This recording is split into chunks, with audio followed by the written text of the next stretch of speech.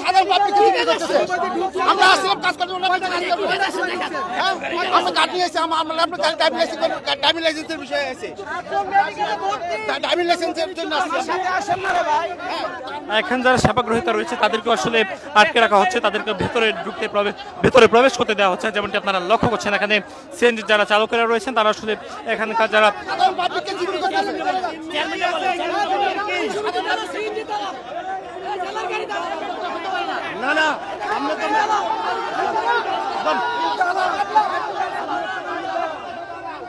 ভাই কি হয়েছে একটু বলবেন? আমাদের দাবি, আমাদের ঢাকা জেলার গাড়ি চলতে দিতেছে না। আমাদের যৌক্তিক দাবি আমরা নিয়ে আসছি। এর আগে আমাদের এক সপ্তাহ দাবি চাইছে, আমরা এক সপ্তাহ পরে আসছি, 15 দিন পরে আসছি, তারপর আমাদের দাবি দেওয়া মানতেছে না। অটো অবৈধ ঢাকা শহর চলতেছে, আমরা বৈধ, আমাদের ড্রাইভারের লাইসেন্স আছে, আমরা গাড়ির কাগজ আছে, আমরা ওটা চলতে পারবো না। এই কারণে আমরা যৌক্তিক, আমরা কি কারণে চলতে পারবো না, এই যৌক্তিক দাবি আদায়ের লেগে আমরা আইসি। মূলত কি দাবি আপনাদের? মূলত দাবি আমাদের গাড়ি যে ঢাকা চলতে পারে, এই দাবি। এটা দীর্ঘদিনের থেকে আমরা এই দাবি সরকারকে জানাই আসছি। সরকার আমাদের কথা পাত্তা দিচ্ছে না। আমরা এক পর্যায়ে বাধ্য হইয়া রাস্তা নামছি। দীর্ঘদিন আমরা এই আন্দোলন করে আসছি। আমাদেরকে টাইম দিচ্ছে 3 দিন, আমাদের দাবি মানে নাই, আমাদের লগে বেইমানি করছে। হাসপাতালে ভর্তি 11 জন আর 9 জনের রাস্তা দিয়ে দিয়েছে। বাবা হ্যালো চুপ সবাই কথা বলেন। একটা অ্যাক্সিডেন্টের ব্যাপারে মানে অনুদানের জন্য সচিব মহোদয়ের কাছে আসছিলাম। আমাদের ফর্মে একটা ভুল থাকায় আমাদেরকে আবার ফেরত যাইতে হচ্ছে, কিন্তু আন্দোলনের জন্য আমরা বাইরে হইতে পারতেছি না। মোটামুটি আধা ঘন্টা হয়েছে আসছি। না আমরা বিআরটিআর কেউ না, আমরা নর্মাল পাবলিক। আমার রিলেটিভ অ্যাক্সিডেন্ট করছে, তার মানে ক্ষতিপূরণের জন্য আমরা আসছিলাম সচিব মহোদয়ের কাছে, কিন্তু আমাদের ফর্মের একটা তথ্য ভুল থাকে, আমাদেরকে আবার ফেরত যেতে হচ্ছে। আমার ঠিক আইডিয়া নাই, আমি জাস্ট কাজটা আমি উপরে গেছি, আমি নিচে নামছি এইটুকু পর্যন্ত। দর্শক শুনছিলেন এখানে ভেতরে যারা আটকা সেবা গ্রহীতা ছিলেন তাদেরকে আসলে বের হতে দেওয়া হচ্ছে এবং তাদেরকে আসলে অবরুদ্ধ করে রাখা হয়েছে। বিআরটির যে প্রধান ফটক রয়েছে এই ফটক দিয়ে আসলে কাউকে ভেতরে এই মুহূর্তে প্রবেশ করতে দেওয়া হচ্ছে, যেমনটা আপনারা লক্ষ্য করছেন।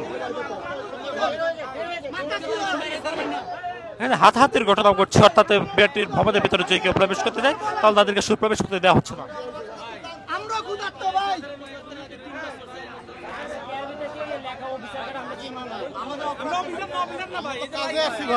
আমাদের আটকে রেখে কি লাভ বলেন?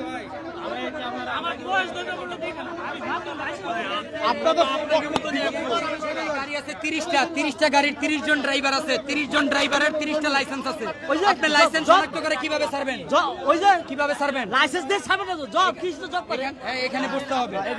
জব ছাড়বেন আপনারা বিআরটি সার্ভিস চাইবেন, এটা তো আমাদের দাম দিতেছে না, কারণ আপনারা সবাই যেতেন আমাদের বাড়িতে দেন না, আমাদের কথা আমরা তো তাদের কাছে যেতে পারি না, আর আপনারা যান কইলে আমরা অফিসে উঠতে বাধ্য হবো, উপরে উঠতে বাধ্য হবো। সবাই যাবেন কে বাইরে, আমরা কি করব? আপনাদের কয় দফা দাবি? আপনাদের কয় দফা দাবি? আমি কয় দফা দাবি? আমাদের এক দফা দাবি, আমাদের দাবি যেই পর্যন্ত না মানবে এই পর্যন্ত আমরা বিআরটি গেট প্লাস রাজপথ আমরা ছাড়বো না। এক দফা দাবিতে কি রয়েছে? এক দফা দাবি আমাদেরকে আজকে 4 বার ঘুরাইছে, আমরা বলছে যে পারমিশন দিবে বিআরটিতে পারমিশন দিবে, সব জায়গা থেকে আমাদের পারমিশন দিছে, কিন্তু এই জায়গায় পারমিশন দেয় না। আমাদের দাবি হলো এই প্রায় 6 লক্ষ অটো রিক্সা ঢাকা শহর চলতে পারে আর অবৈধ, আর আমরা সরকারকে ট্যাক্স দেই, আমরা লাইসেন্সের ট্যাক্স দেই, গাড়ি ট্যাক্স দেই, আমাদের কি অপরাধ? আমাদেরকে চলতে দিবেন? বিআরটি চেয়ারম্যানের পদত্যাগ দাবি কেন আসবে? পদত্যাগ উনি আমাদেরকে এই নিয়ে আর 4 বার দিব করে ঘুরাইতেছে। 29 তারিখে টাইম দিল যে 3 দিন সে অসুস্থ, সে আইসা ঠিক করে দিব। 29 তারিখ থেকে আজকে প্রায় 13 তারিখ, এখন পর্যন্ত এটার কোনো তাদের কাছে সারা পায় নাই। ঢাকার মালিক সিএনজি মেট্রো টাকা খাইয়া বিএটি চেয়ারম্যান এই জালিয়াতি করে আমাদের রাস্তায় 11 জন হাসপাতালে ভর্তি, 9 জন ফিল্ডে আমি সহ এই দুর্নীতি করতেছে। আমাদের সবকিছু ওকে 20,000 বছরে আয়কর ট্যাক্স দিই আমরা, আমাদের গাড়ি চলে না, চলে অবৈধ গাড়ি, আর অবৈধ সম্পর্ক ঢাকা মেট্রো মালিক সমিতি সিন্ডিকেট এটি করতেছে বিএটি চেয়ারম্যান। কতক্ষণ পর্যন্ত আপনারা থাকবেন? আমরা যতক্ষণ দাবি না আদায় হবো ততক্ষণ পর্যন্ত। আমাদের 11 জন মৃত্যু পাঞ্জালত হাসপাতালে পর্যন্ত এখানকে আমরা যাব না। কারণ হচ্ছে আমাদের যৌক্তিক দাবি, অযৌক্তিক কোনো দাবি করি নাই। অবৈধ গাড়ি ঢাকায় চলতেছে হাজার হাজার, আমরা বৈধ ভ্যাট ট্যাক্স সরকারের সব দেই এবং আমরা ঢাকা জেলার রেজিস্ট্রেশন ঢাকার মেট্রোতে দাবি করতেছি এই কারণে যে আমাদের জায়গাগুলো মহানগরে নেওয়া হয়েছে, এই যুক্তিতে চাইছি, অনুযুক্তি না। আর আমাদের 12,000 ঢাকা জেলা রেজিস্ট্রেশন আছে, আমি 12,000 গাড়ি চাই নাই, আমি চাইছি মাত্র 2 থেকে 3,000 গাড়ি। আমার এই গাড়িগুলো রেজিস্ট্রেশন দিয়ে দেন। আপনার সমস্যা কোথায়? যেখানে 36,000 বেবি ট্যাক্সি উচ্ছেদ কইরা 13,000 গাড়ি দিছে, এই জায়গায় আজকে পরবর্তীতে মিশুক রিপ্লেস কইরা 15,000 গাড়ি হয়েছে। 15,000 গাড়ি তখনকার আপনার হলো 36,000 গাড়ি উড়াইয়া তখনকার জনগণ আসছিল আপনার 98 লক্ষ, বর্তমানে 2 কোটির উপরে জনগণ। সেটা 2002 সালে 36,000 বেবি ট্যাক্সি উড়ে 13,000 গাড়ি দিছে।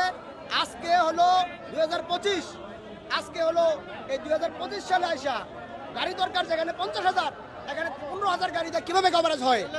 এর জন্য আমাদের 2,000 গাড়ি মহানগরে চলার জন্য আকুল আবেদন করছি চেয়ারম্যান মহোদয়ের কাছে। কিন্তু দুর্ভাগ্যজনক হলো সত্য যে আজকে এতদিন পর্যন্ত আমাদেরকে ঘুরাইতেছে, আজকে আমাদেরকে বাধ্য করছে রাস্তা বন্ধ করার জন্য। আমরা রাস্তা বন্ধ করতে চাই না, আমরা মানুষকে কষ্ট দিতে চাই না, মানুষের সেবা করার জন্য আসছি। আমরা আজকে মহানগরের সমস্ত মানুষের সেবা করার জন্য আমরা প্রস্তুত। আজকে মহানগরের যে মেট্রো গাড়িগুলা এক একটা গাড়ি চলতে 17 থেকে 1800 টাকা জমা নেয়, সেই জায়গায় এই জমা নেওয়ার পরে তারা রাস্তায় এসে ডাকাতি করে। আমাদের জেলার গাড়ি আমরা আমাদের এই বিস্তীর্ণ এলাকাটাকে হারিয়ে ফেলেছি।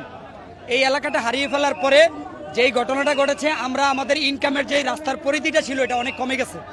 আমরা আমাদের মূল জায়গা যেটা দেখে আমাদেরকে, যেমন হাইওয়ে রোড ছিল আমাদের, এগুলিও 15 সালে বন্ধ করা হয়েছে স্বৈরাচারী সরকারের আমলে।